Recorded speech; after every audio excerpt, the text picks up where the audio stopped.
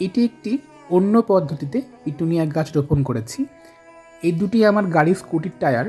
এই দুটিকে ওপর নিচ রেখে তার মধ্যে কিছুটা মাটি আর ভার্মি কম্পোস্ট মিশ্রিত একটি মিডিয়ায় আমি পিটুনিয়া গাছটি বসিয়েছি এবং আজকে এই পিটুনিয়া গাছে খাবার দেওয়ার পালা।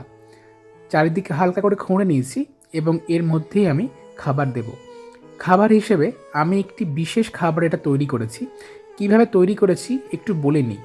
সরিষার খোল ভেজানো তরল সার গাছে দেওয়ার পরে অবশিষ্ট যে খোলটি ড্রাম বা বালতির তলায় লেগে থাকে সেটি আমি একটু শুকনো করে নিয়েছি এবং যেহেতু আমরা সরিষার খোলের সঙ্গে একটু ডিএপি দিই তাই ডিএপিটাও এর সঙ্গে মিশে আছে।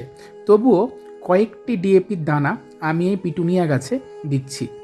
আনুমানিক 10 থেকে 12টি ডিএপির দানা আমি এই পিটুনিয়া গাছের চারিপাশে দিচ্ছি এবং তার সঙ্গে আমার এই সরিষার খোলের যে গুঁড়ো সারটি আমি তৈরি করেছি এই সার থেকে গাছ বিশেষ খাবার পেয়ে যাবে।